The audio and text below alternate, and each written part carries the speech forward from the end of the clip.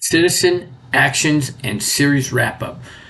Welcome to another episode of Spin Cycle America, where we talk about what is going on in the world around us. I'm your host, Todd. Today we're going to finish up our series on election fraud. So let's get started.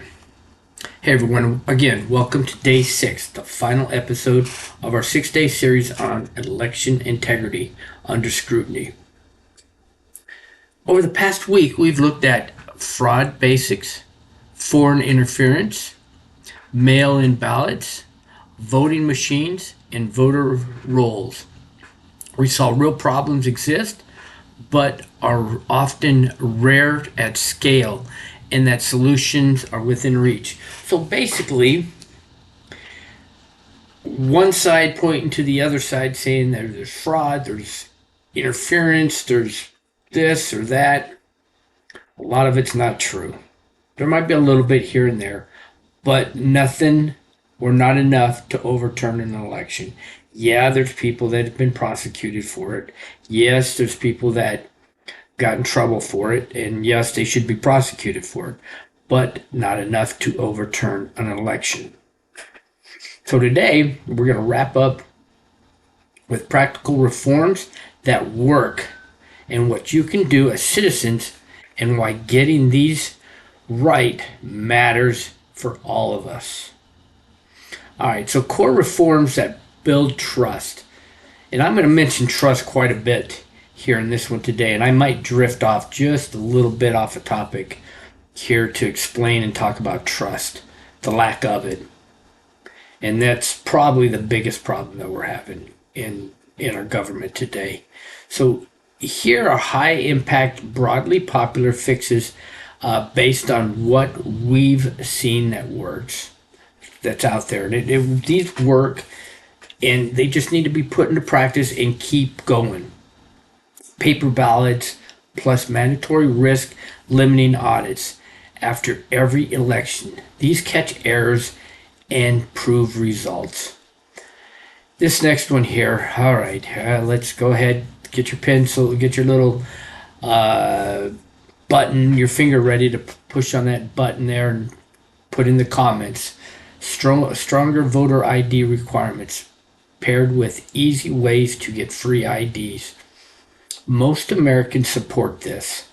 Now, this is the one that seems that not too many Democrats are for this one. For some reason, I don't know, but I just don't understand why. It seems like it's a win-win for everyone. Regardless of who's in charge of the White House, it's a win-win for everyone to have voter ID. They keep pointing and saying that certain groups of people can't get ID, and that's hogwash. That's baloney. Here's some other things. Better mail ballot safeguards, in other words, signature verification with a secure process tracking and limits on harvesting where problems occurred. Okay, clean, accurate voter rolls, regular maintenance using reliable data sources with notice to voters. In other words, this stuff needs to be cleaned up. In other words, people that have moved, that needs to be fixed. People that have passed on, that needs to be fixed. So, and I get that. It's some people, they die just now, and then all of a sudden we have voter election coming up, or voters, elections coming up. We need it. There needs to be a way to fix that, and this is what and how it can be fixed. Chain of custody rules and security for ballots in machines. There needs to be a secure way to make those machines more secured. Again, they are not hooked to the internet, so we don't have to worry about most of them being hacked, okay, because they're not into the internet. Severe penalties for fraud to detour cheating.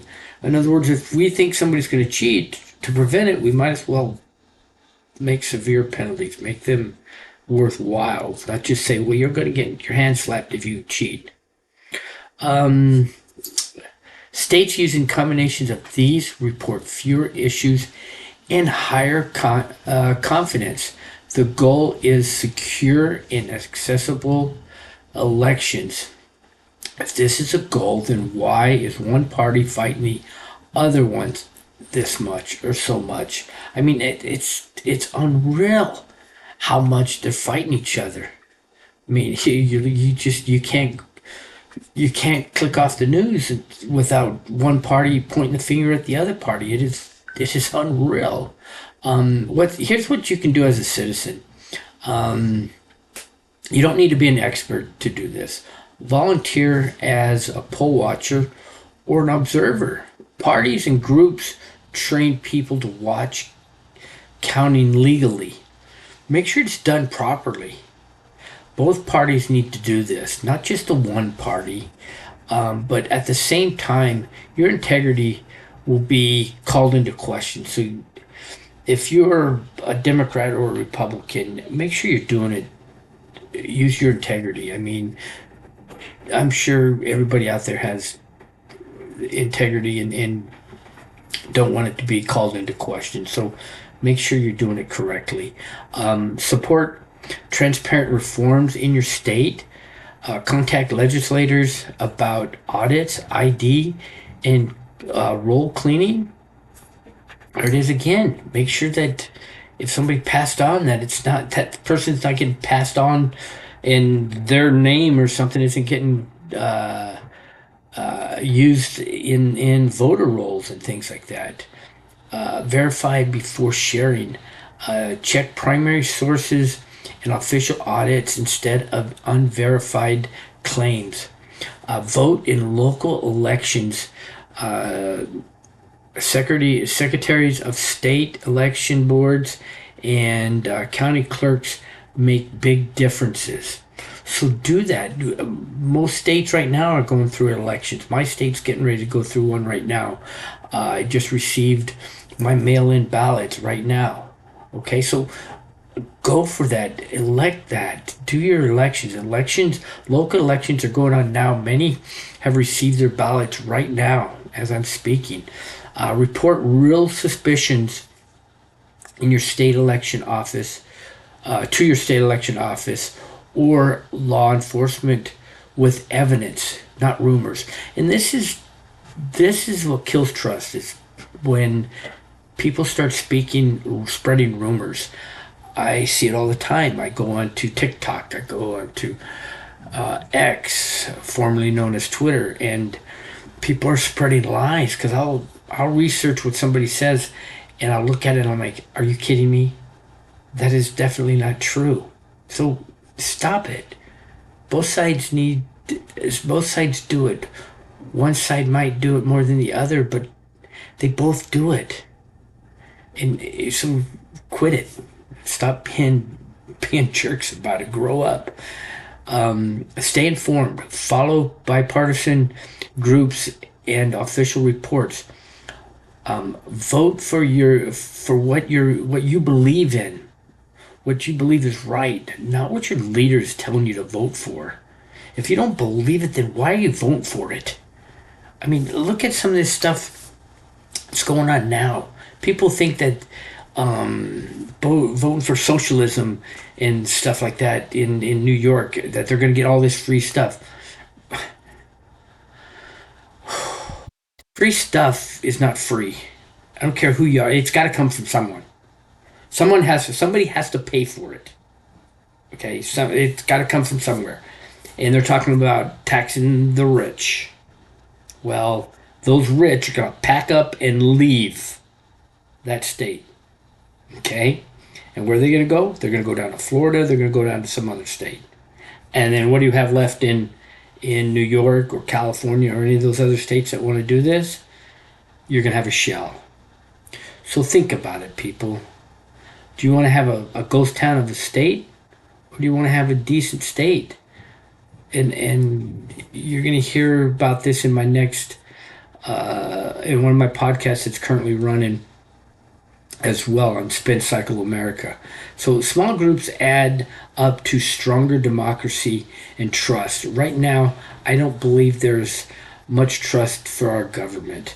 So this is where I mentioned earlier that I was going to talk to you about the trust. So here are some trust factors, and this is why it is important to get out and vote.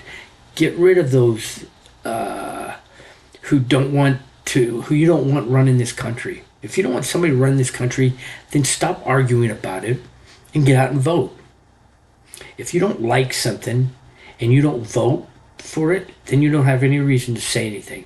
If you do not vote, you cannot complain about that person. Plain and simple.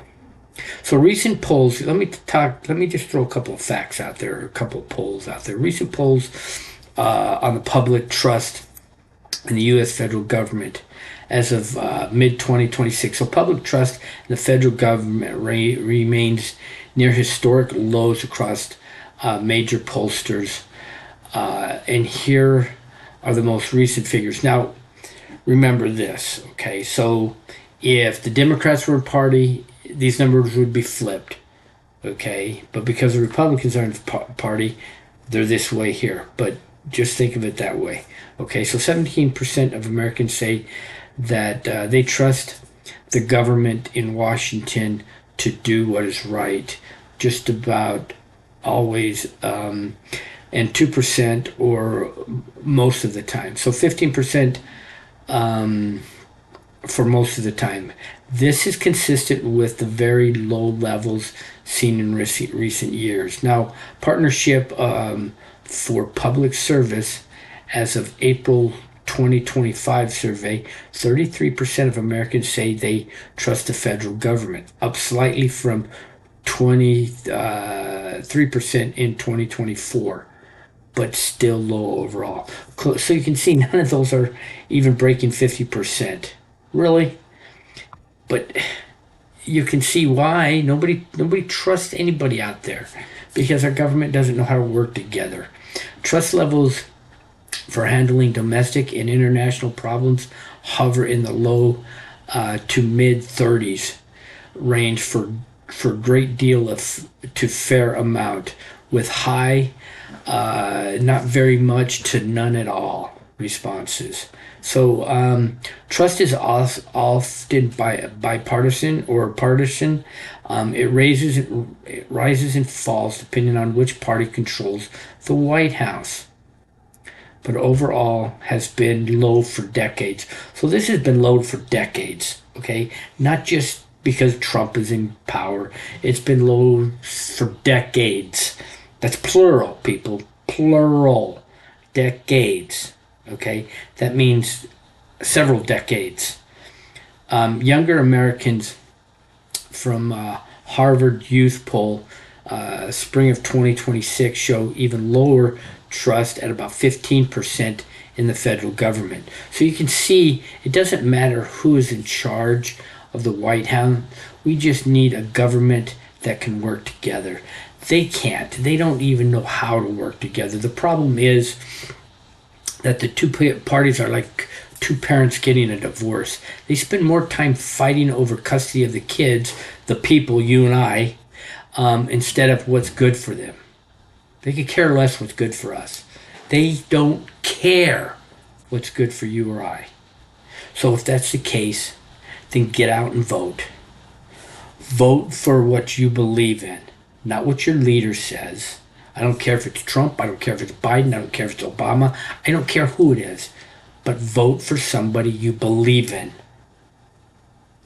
not what your leaders are telling you. Because most of you people out there are voting what your leaders are telling you. Most of you don't even go and look to see what your leaders say. You don't listen to the news. You sit there and go to these rallies because somebody with money is paying you to go to these stupid rallies. So we can vote them out of power. I know I drifted just a little bit from the subject a little bit, but I wanted to prove a point. Voting can get the right people in charge if you actually look at who is running and vote your heart and research who is running. Check out my next Spin Cycle America on YouTube. and which is running right now, again, like I mentioned a few minutes ago, and it's talking about socialism. It's a powerful one, okay? People are voting for those socialists up there in New York, and I'm telling you, you need to listen to that one. So here's my final message and why this matters, okay? So elections aren't perfect. They're far from perfect, okay? But we can get them close to being perfect. But we can make them better. Real vulnerabilities exist. Widespread rigging claims usually don't hold up under scrutiny. Trust comes from transparency, paper records, audit, accountability, not from any one party dominating.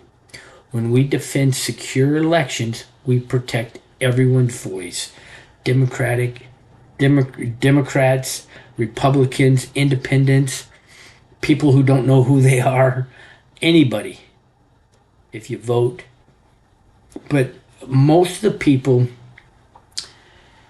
and I'm throwing this out there because most of the people that go to these rallies don't even vote. Don't even have it, so they don't even have a say-so. They go out there and they talk. They don't even know why they're at these rallies. Vote before you can go out to those rallies. But again, thanks for watching the full series. What was your biggest takeaway? Drop it in the comments with sources if you have them. If this was helpful or this helped you out, like and subscribe and share. I appreciate it. All episodes and sources are linked below. Let's keep pushing for a better elections together. I will catch you all on the next episode of Spin Cycle America. You all have an outstanding day.